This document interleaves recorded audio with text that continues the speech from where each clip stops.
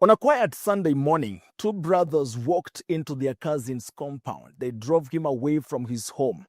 In a secluded location, they tied his hands and legs, stripped him of dignity, and blindfolded him and killed him. As he lay helpless, restrained, and disoriented, his suffering was not only inflicted but recorded. It was captured on video as evidence of cruelty carried out without fear. It was not an accident. It was torture that was sustained and deliberate, carried out in daylight by people who believed they would never be held to account.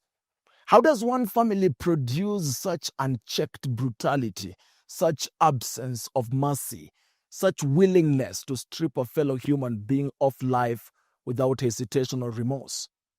What makes this story even more unsettling is that those responsible are not hiding in the shadows or living on the run. They are free, they walk among us, they blend into ordinary life, protected by systems that are so compromised that justice appears optional rather than mandatory.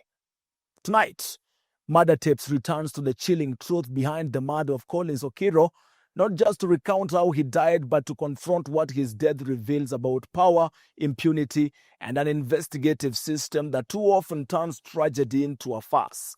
I am Brian Obuya. This is not just an ordinary crime story on a TV near you. This is Murder Tapes, where the truth is buried in the evidence.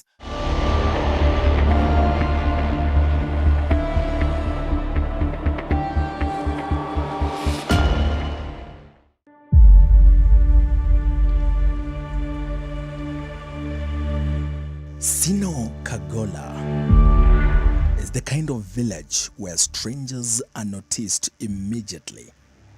Movements are observed without effort, and most days pass by without any incident. Guided by farming seasons, family obligations, and the predictability of rural life. It is a place where people know who belongs, who does not, and who is related to whom.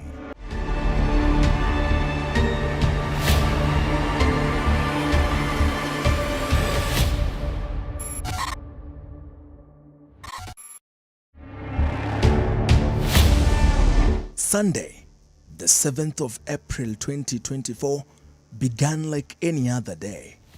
Nothing about this village suggested that by sunset, one man would be dead, a family would be shattered, and a courtroom later forced to confront what happened in broad daylight.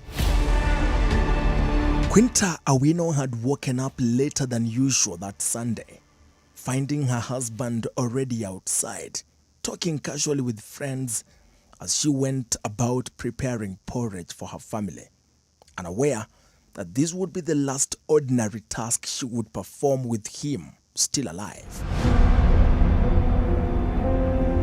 Then a vehicle approaches, raising dust as it slows near the compound. When the vehicle arrived, it did not draw alarm. Visitors were not unusual at their home. In fact, they already had an idea of who the man was, only that it wasn't. Shortly, one of the men was immediately recognizable. Koro Kenya ni mbili. Matangat nterengat mono no kodesa puto.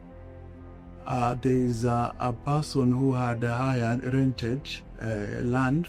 Now then he asked me, is that the person who had rented our land? Then I told him that if it were that person, we have come home first. So that person always comes in a car, so he thought it could be the one or could be the one. After a short while, two people came out of the vehicle. So they came as if they were coming towards the house. There is a road that has passed to our compound. Bado likuwa hapo nje na Nilikuwa tu hapo tu na yeye. Na how far umali gani hiyo gari ilikuwa inatakiwa when you refer from here? Sema kalilia ka nje. Hiyo very cool. Hiyo barabara iko wapi? si mbali, iko tu hapo na hiyo miti. Unaona penye hiyo gari iko? Si hiyo gari, iko mbele hapa na hii miti hapo. Eh. Okay. So you could see watu wakitoka. Okay, yes, proceed. Kaja rusi walk. To gizido reka joma bilo danawa. After That's how many meters? Here to this fence. yes, 10 meters in. 10. Ngata cheni kose biro mubiyo nyaka dala mubedo.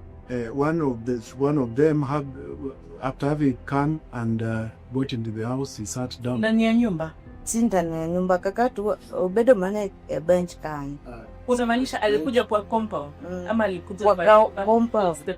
The interpretation is in the house, okay? The proceedings are taking place before the Homa Bay Law Court. And just like 90% of their cases, they are taking place in Dholuo.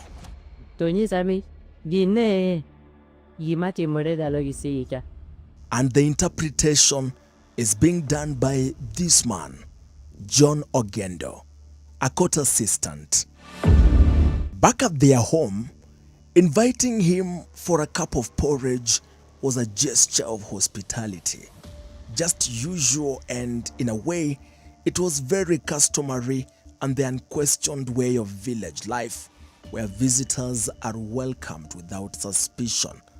But this was more than just a friend. Imandu, huyu Collins ni ndugu ya ni mtoto wa ndugu yangu. Huyo Suleiman ni mtoto wa ndugu yangu. Sisi ni jamii tu. Hatuko mbali. Huyu babu yetu ni moja na huyu. Na yule ni babu mkubwa. Yule ambaye sasa ni kubwa. Koroka lisebe obibiro mobedo. Tuemonyisa ni apa bed manada ido kiri wonyoka. After when he came and after having sat down, he told me, I'm so lucky and you had the process of preparing porridge. Kanisa ni beda. Nilitambua ni nani alikuja. Si kwa nalijua huyo mtu. Okay. Alafu kanisa ni beda ari wonyuka pio mondo wamado. So I just told you to sit down. I prepare the porridge so that we can take. Koro ngani ubedo kaso ngatachiru cha kuhii. So the other person came Ochu and stood. Kasa penya ni hinda kibedi. So I asked him why he was not sitting down. So huyu ni wapi? Huyu wapi. Yes. Kaso nisa neno kodua bed. Then he told me that he doesn't want to sit down. Ngama no duaro no sayudo. O sayudo. Koro onge aja mundu bed. He told me there is no point of sitting down. I've already gotten the person I wanted. Tamba hisa ni kare. Ka isa yudo ngat mani duara. Watim tija matimonika setie. Kumula wenu nafasi mundu huo. So I told him if that should be the position, it is okay. Let me finish what I'm doing so that I give them an opportunity to speak. Huyu tu wapi? Yeye uko na mtambo. Mfagia uko na mjo. Yeye na mjo. Huyu wapi yeye mtambo. Huyu kuna mjo kwa jina? Alikuwa ni nani? Uko nyumbani tunamuita Sole. Yani jina lake ni Suleiman. Sasa ya nyumbani tunamuita Suleiman. Yes. Kaso. Kila mande alikwambia hakuna haja nimepata mtu mwenye nilikuwa na. Okay. Kwa la nisa ni paro. Continue repairing the name kama unamjua kwa jina. Nde. Kasema onisa ni ngamana dualo sayudo. Koro ungetiende mondo obed paid. So he told me there is no point of sitting down since I found whoever I wanted. So there was laughter, there was familiarity, and there was nothing in that very moment to suggest danger. The men left with Collins, walking casually toward the vehicle. That was the last time Quinta saw her husband alive. And so the sun now sits high and the village slows. After they left, Quinta returned indoors and lay down to rest, expecting Collins to return before lunchtime, as he always did. Because routine had always governed his movements. Koro wamado no kanigina te mudo ga akau bijaga kana na tuwa njeno samano jeno okona ni nimbili tetmanu kano admugo man. I served my child and Ali. I also reserved the porridge for my husband because he had told me that he would come back and take it. And Amuduri. Awindo olo moro kobiron. So I felt some fatigue in my body. Hasa dili kitana na takomeng. So I went to my bed to sleep. Anelo mate kasa chugu mosabe no. I took a small sleep. I woke up at around 1. Sasa beramchan. Yes. 1. Koro sabe roni atu kade manyi niketokole uga opoko kokelos maga lunch. And so I left to go and look for him because he always comes early before lunch. She went to the phone repair shop where Collins often spent his mornings, a small informal business known to everyone in the area. But Collins was not there. She told the court that it was on her way back that the village slowly and quietly began to speak. A woman approaches her on the footpath. So she asked me, what has happened?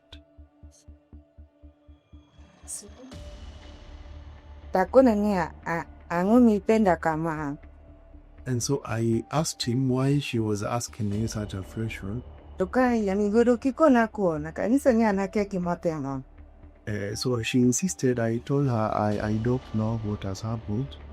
The question unsettled her, not because it had any unwanted information, but because it carried with it assumption and suspicion.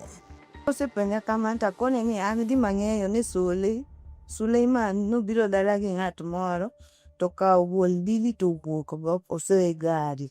So I told her the only thing I know is that Sule came with in the company of another person and napped my husband and put him in a car. Koro Left. Kano kora kegi motengo. So I don't know what happened. To chako insani ni takulunga ni mingbidi dinge mana diri minge ta insani ni mane di mane.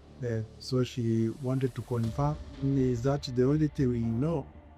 Which I responded to yes. Tatele achako to melema oma kataluchi. I started walking, but I was a bit stunned. I returned. Apene ne dako aloki pinga ne angomote mora.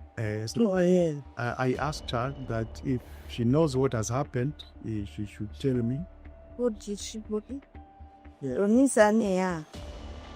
Owilo katuara yu wakdala gisole. No do yu pote di sole. Suleiman. No do yu pote di. Owilo katuara yu wak kigoe. O yu wak malek ni sole. Di brother ni lungu lutia. Owilo katuara yu wak bin sole beauty.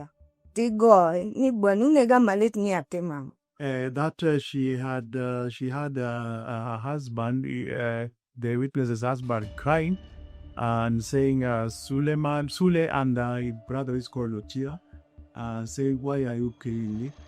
Unega maleta wenye dako matisa gina pena matena. Ati munuango. Asking them, why are you killing me? I left my young wife and a child.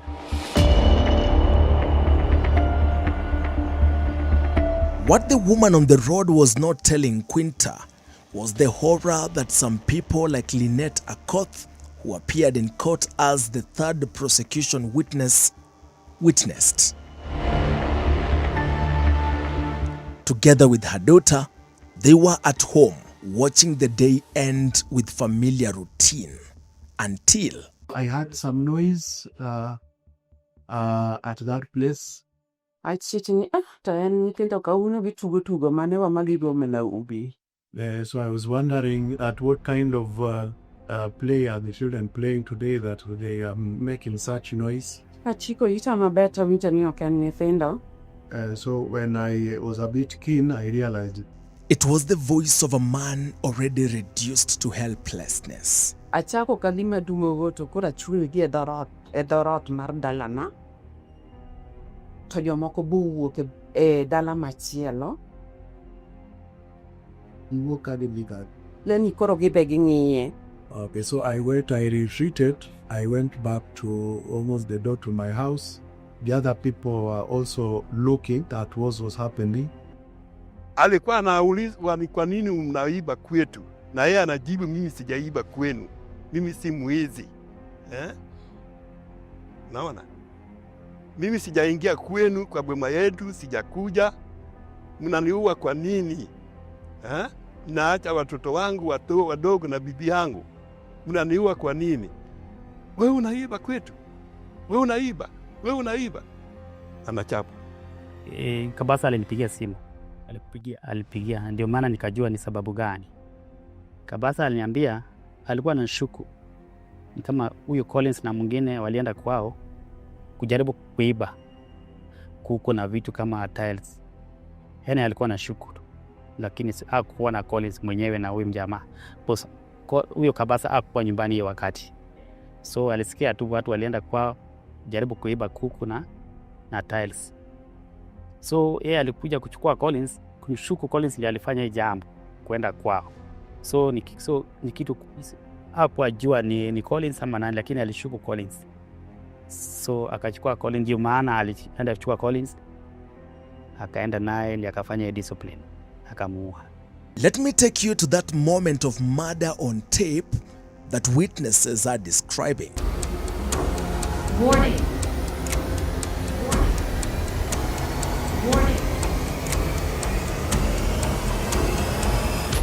Warning. As Collins Okiro pleaded for his life, the assault unfolding around him was not hidden or hurried.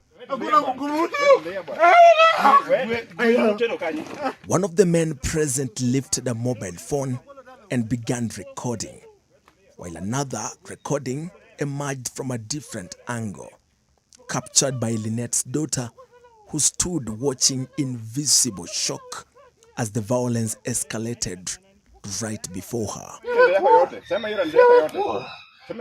These recordings will later become central to the case. They did not merely show an assault. They documented intention, control, and sustained brutality.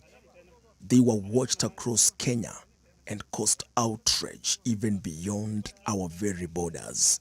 Sasa video hiyo ilisambazwa katika Kenya nzima, waliona. Mliona? Hiyo video ilionekana hata ng'ambo. Kuna chifu wetu hapa, mtu yuko ng'ambo huko alimtumia. Hiyo video ilionekana hata ng'ambo. The first video, which runs for 2 minutes and 20 seconds, shows Collins Okiro lying helpless on the ground as two men assault him.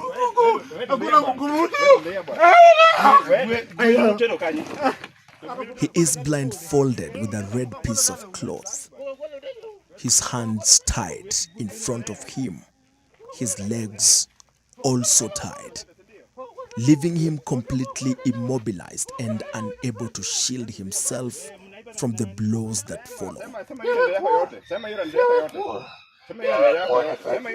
He is already subdued, already restrained, yet the violence does not stop. In that video, Robinson Kabasa, the brother of the accused KDF officer, can be seen continuously stepping on Collins Okiro's mouth and face.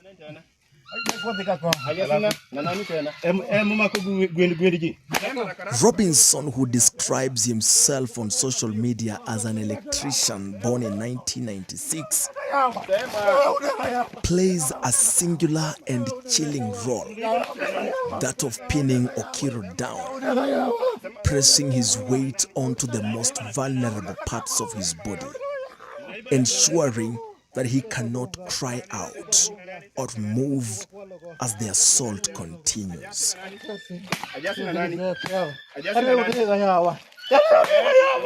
Nearby, Suleiman Onyango Kabasa, the KDF man, dressed in a striped shirt and a cape, takes part in the beating. Witnesses say he is armed with a stick, though the object is difficult to clearly identify from this footage itself. What is unmistakable, however, is his posture and purpose. As Robinson steps on Okiro's head, Suleiman moves around him, stepping on his legs, striking him repeatedly, delivering blows with a level of force and persistence that suggests punishment rather than restraint. The violence is not chaotic, it is deliberate. Collins Okiro can be heard screaming and writhing in pain.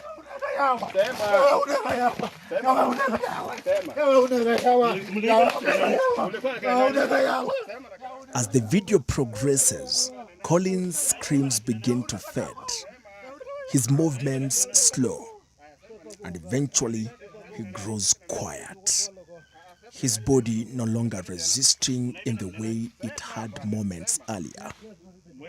What remains is a man barely conscious, with only traces of life left in him. Up to this point, what we have seen is violence that is impossible to ignore. But what happened after the camera stopped rolling would prove just as critical as what it captured.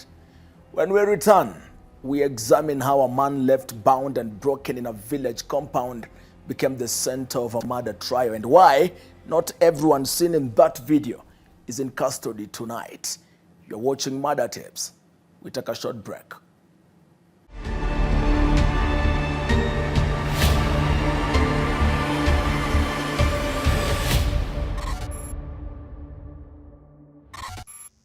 It is at this point that the second video becomes critical. In this footage, the person recording is partially seen, and the final acts of violence by Suleiman Kabasa and Robinson Kabasa are captured on tape. You can literally hear how they dump him in the vehicle like a log. A murder tape search of the Subaru KBS 77S on the National Transport and Safety Authority portal reveals that the 5-seater vehicle, registered on 13th August 2012, belongs to Awar Rin. There has been no other information beyond that, and thus murder tapes cannot make any meaningful connection between the car owner and the violence that we have just witnessed. Now, do you remember when Quinta Awino told the court, After when he came and after having sat down, he told me, I'm so lucky, and we were in the process of preparing porridge. Nilimtambua ni nani alikuja. this is the man she was talking about. She had never met him before. Suleiman and the unidentified man had left Robinson in the car. The videos revealed not only who was present, but how each person played a role in the violence that ended Collins Okiro's life. And everyone who witnessed the violence was told one thing, that the man in the boot was a dangerous crook, a thief, and a menace in the society who needed some discipline. Mi sawani wini jakuo. He was training us that this man is a thief, No giro mondo faida lawa lua oge no adienien. that he had come to steal from our house. We were away attending a funeral. Makata chief no setiane bele chief ni oge gimora mora manawate. He had already told the chief on his face that nothing would happen to him. Ora apenje. Ito uno yude kang. So I asked him, where have you found him? You are yude on. And they said that they had found him, he had in his house. Ora pa dwoko bili toka yan giwacho ni ene jak kon jak kwene jak tengedi. So he said that he's the ringleader of people who steal. Koro osa yude koro kitwa ni mondo gigoye kaka gigoye ni mondo full jok mokwanoko. So he said they want to assault him until he names the people that are his accomplice raising. Discipline that Lynette would later tell the court did not look like questioning, but like punishment already decided. Eventually, the beating posed for the next stage had begun. The stage where you witnessed Collins is lifted and placed into the boot of the car. He was driven to Suleiman Kabasa's home. Eunice, an elderly woman in the village, confirmed it. No paturo dalagi Mango Jumage. Suleiman togo wadinga machielo. So when I went to Suleiman's home, there was Suleiman Togiwadi. Ebo wadigi Robinson. Yeah. Robinson. Suleiman was with his brother, Robinson. Nyama tena no kage. The other person I didn't know. Walikuwa uliingia kwa compound ya Mime nadoje dalagi. Yes, I entered the home. Masema ukapata Suleiman Robinson. Makiela mafanye. The third person I didn't know. Walikuwa wakifanya nini? Lingiti mama. Ayuro ka yipejo warunto. Ine mani kwa lugmento mama wa. I heard them asking Kwaru. I think the one who stole my mother's chicken. She goes about to say when they saw. That's where I Date interpret. Gumeenda wapata walipokuona nini ilifanyika? They were just silent. Koro kagi sepenje mano to warodo kogenye anyaka nene ok tiende ga yodonjo dalauka. Then when they inquired of Kwaru whether he is the one who has stolen their mother's chicken, he told them that he's never stepped foot in their home. Kwaru alikuwa wapi hasa?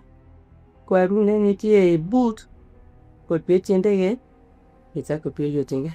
Kwaru was in the boot. His hands were tied. His legs were also tied. Boot ya nini? Marupa. Car boot. Ngoko boot. Nani alikuwa kimuoji? Na Malepene.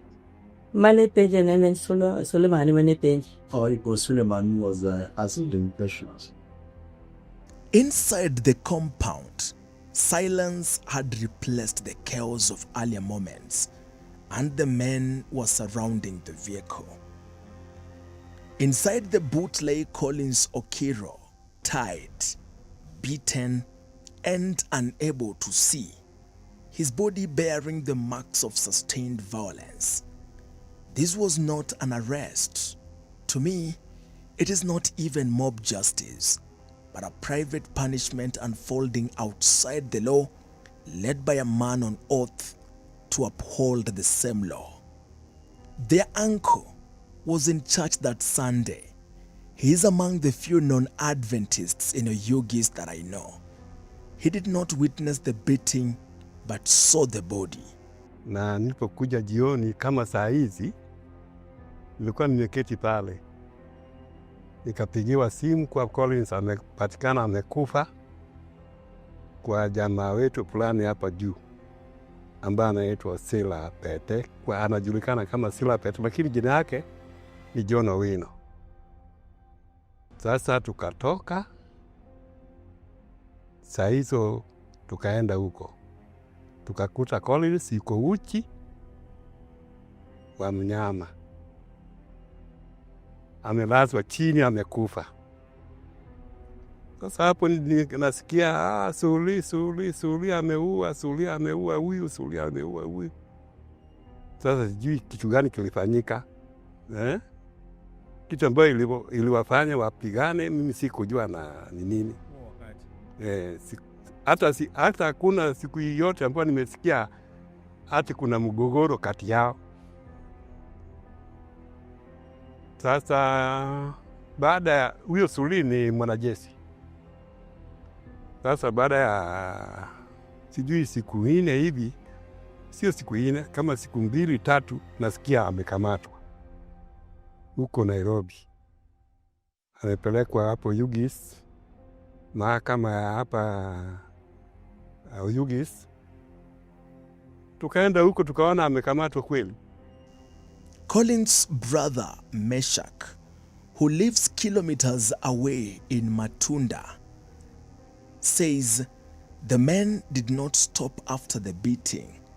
They moved Collins' body to someone else's home, and they believe it all happened for a reason. Tena wamtupe Collins, walipata kama watu wengi huko wamejaa.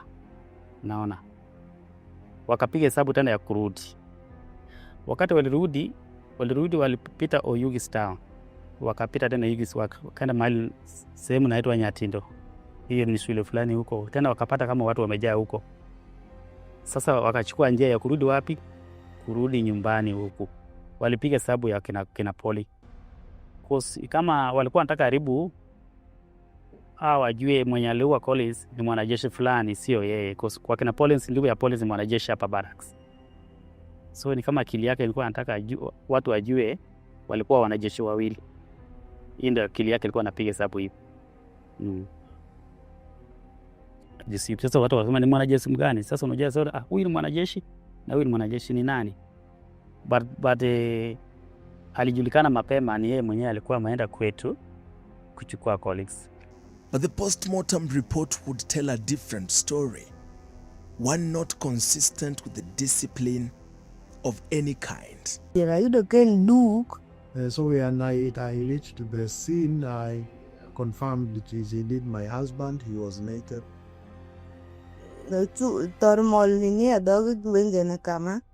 Toy. Oh, monofom. He had formed on his mouth and his eyes. Rode alikuwaza wankivika huyu kaka Kana geek na yuro kachora ni duku. He was naked. Ringrina ni kan. Ni dala ng'ato. No di obole pi dala ng'ato. It had been dropped on somebody's compound. Outside the compound, inside the Compound. Ulienda kwa mama Collins na ulisema mliingia ndani mkapata bwanaka alikuwa wapi hasa kwa hiyo compound. Tunataka kujua exactly. Kani. Nene bathode machon. Besides his poly house. Kuna nyumba so karo. Kame yake. Alikuwa hani gani? Nene hanubale. Ni ayude ko seto tutai. He was there already. Alikuwa amevaa nguo? No koroko nanga nen duku. He was naked. He was naked, yes. And he was lying down dressing up. Uliona jeraha, the injury, any visible injury on the body?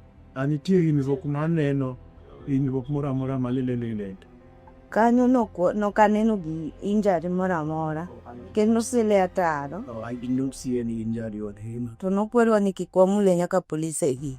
We were told not to touch him until the police arrived at his. Tulienda kufanya postmortem. Pata maalama mingi kwa ndugu yangu. Tulipata shemu ya hapa ilikatwa na daktari alisema ilikatwa na kisu mpaka hapa chini, kisu. Huyu ndugu yangu akanyongwa na waya ya stima. Akasema alinyongwa na waya kwa shingo. Alafu alama ilikuwa hapa kwa kichwa hapa. Kaingia ndani sana. Naona. Tena alama ilikuwa kwa tumbo hapa kidogo. Alafu Wakati walienda kutupa kwa hiyo boma, walipata hii inaitwa red hand disease. Kama imejaa kila mahali kwa mwili yake. So ndio maana huyu wajamaa walipiga ndugu yangu kama yani siona kama walikuwa wanafanya mtu anafanya nini discipline. Hizo alama hizo ungepata hata kitu. Unaweza pata ile ya rungu torturing tu. Lakini ilifika mahali unakatwa na kisu hivyo. Hizi sehemu ya siri hivi imekatwa. Naona. So ndio maana nasema alikuwa na alama mingi sana. Angepona hata kama ingekuwa discipline. Angepona. Wakati nilikutana na mama msichana mwenye alichukua video, alimwambia wajamaa vile mnapiga huyu kijana hivi atapona kweli. Sasa Robinson akaambia huyu mama mwenye anapiga Collins, mwenye anapiga huyu ni mwanajeshi.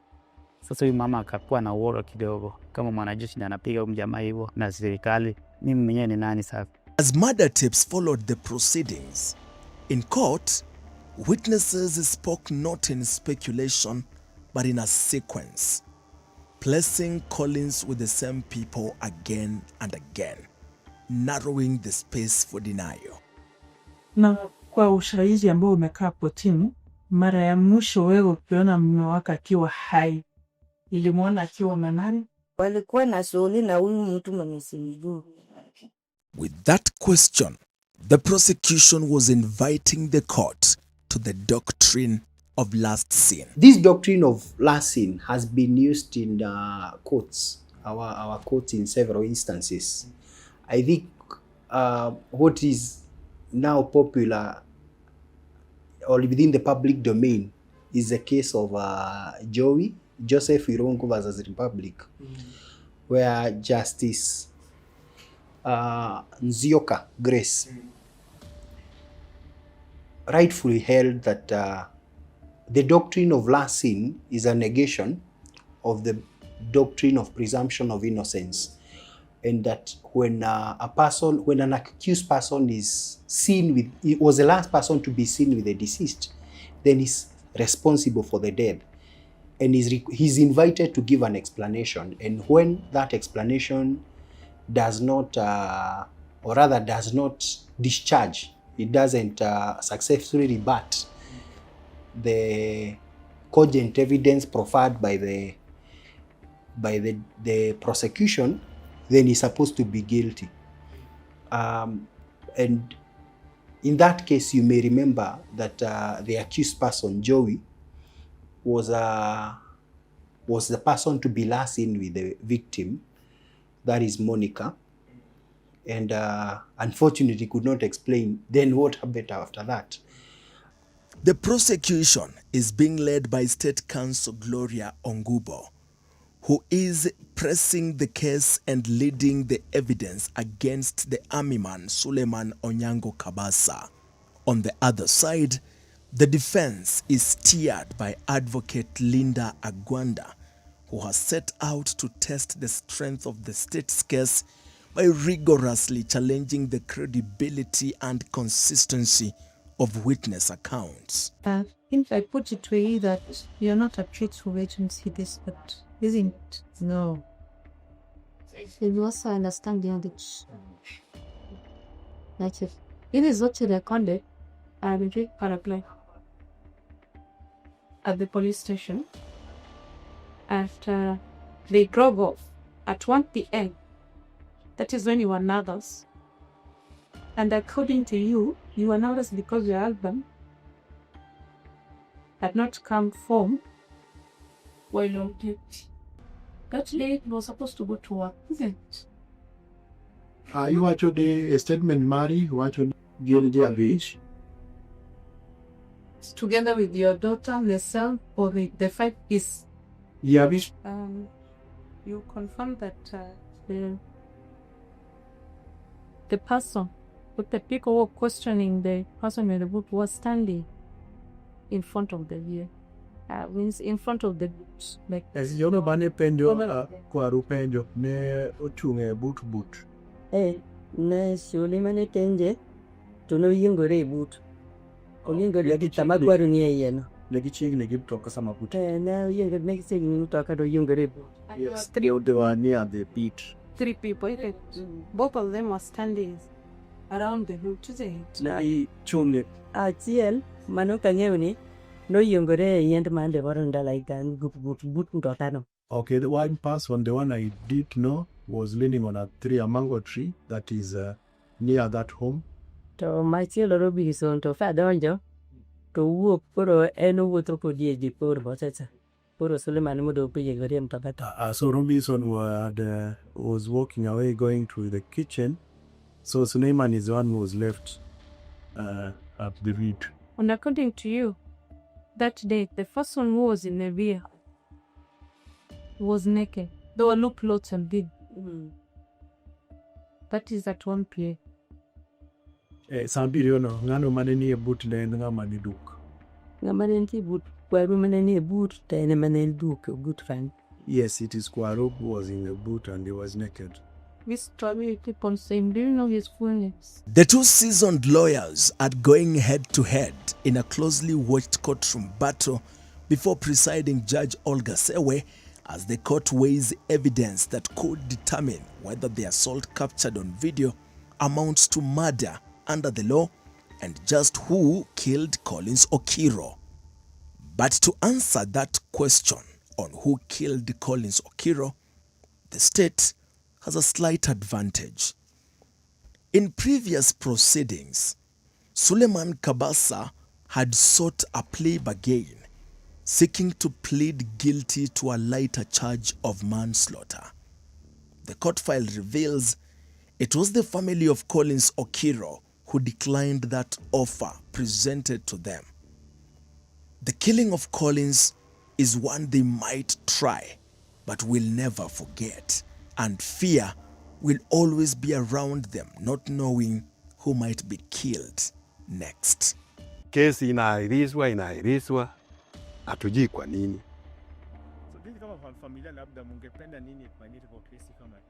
Si kesi iendelee, kwa sababu kitu mbaya sana,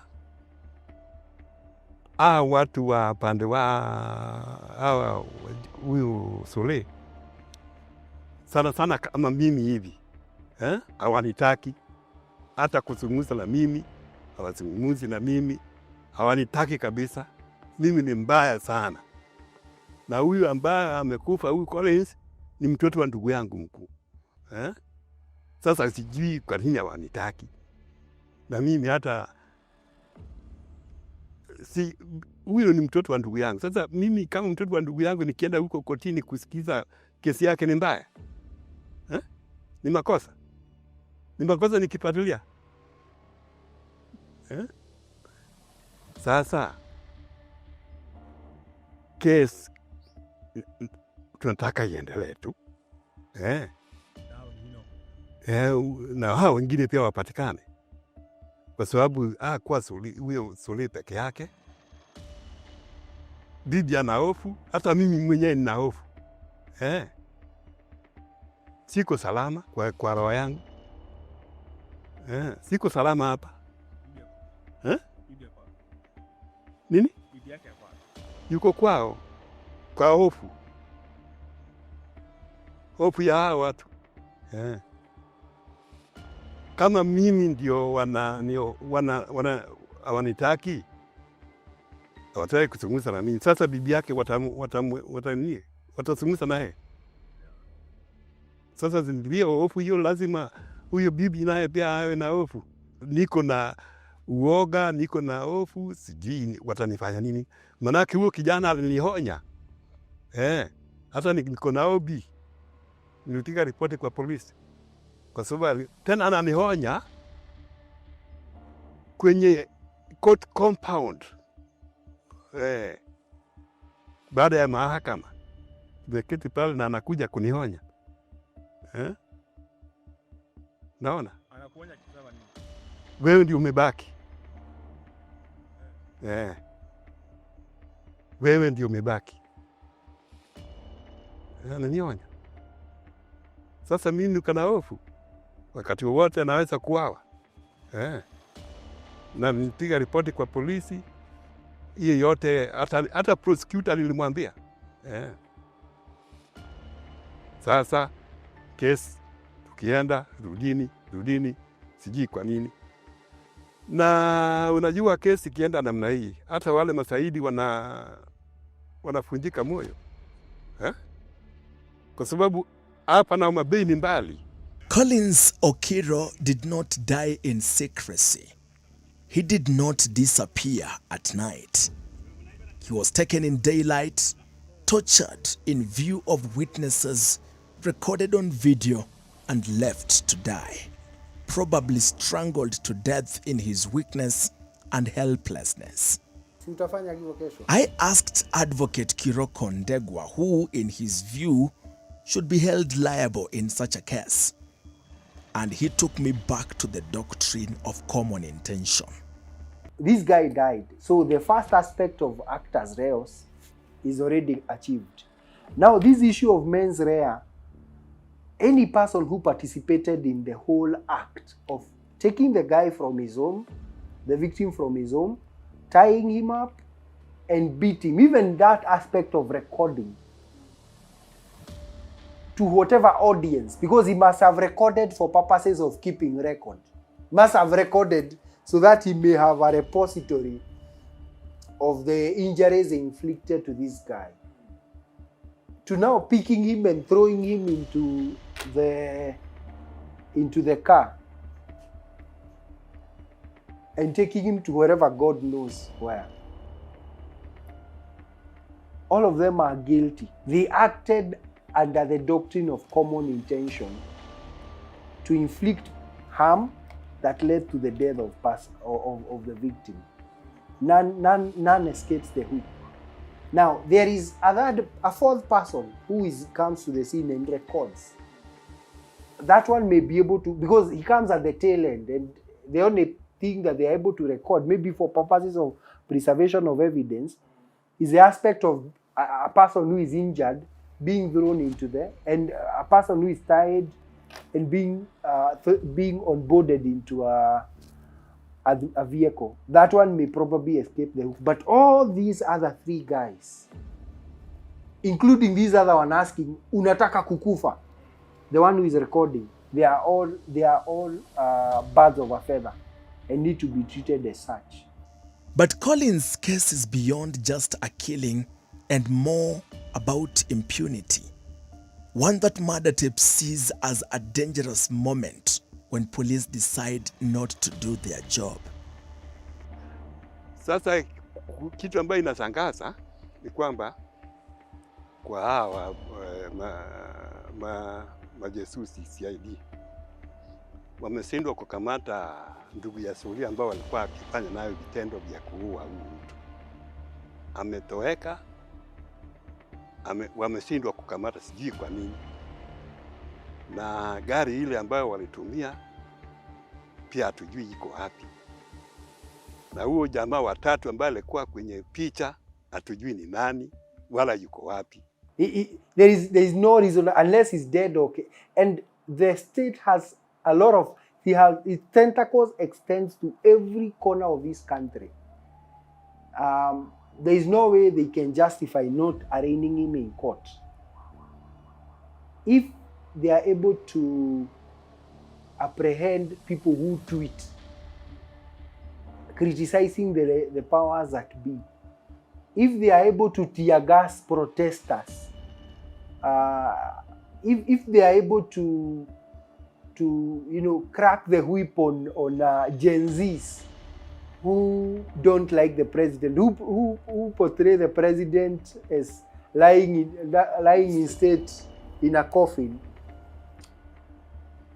The state has numerous resources. It has its tentacles across every corner of this country. It is not justifiable that they are unable to get a suspect. That one is unacceptable. And as a society, we must not allow that. And I think that video, as we see it, shows us the brutal nature of humanity. What Thomas Hobbes called the society without laws. As brutal, short, That's human nature now in camera, being shown live before us. As this trial proceeds, the court has before it one accused man, but the video is telling a very different story. You see, Robinson Kabasa is not a rumor or wind that is blowing through Sino Kagola village. He is not an anonymous stranger in that village either. He is described in sworn testimony, and his actions are not speculative. They are visible to all of us. And yet, despite all of that, he remains at large. How? How does a suspect in a murder captured on tape simply evaporate in a country where investigators can trace mobile money transactions in minutes? Where suspects are paraded before cameras within days? Where ordinary citizens are hunted down with remarkable speed and the weight of the law? Are we to believe that one man is so elusive, or is the urgency simply not there? And then there is the other figure, the man behind the camera, present as the violence unfolded, recording what would become critical evidence. So who is he? Has he recorded a statement? Has he been treated as a witness, a suspect, or something in between? Why does the public not know? I'm not asking abstract questions, because these questions go to the heart of whether justice in this country is equal, or whether it bends when service uniforms and connections enter the frame. Collins Okiro did not die in secret. His final moments were documented, and his attackers were not masked. So tonight, the challenge is very simple. Arrest Robinson Kabasa now. Identify the man behind the camera now. And let every person seen in those final moments stand before a court of law. Anything less is not justice. It is compromise. This has been Murder Tips, the Murderous Brothers. Remember, we are here because bad people exist. And to expect bad people not to do wrong is madness. Good evening.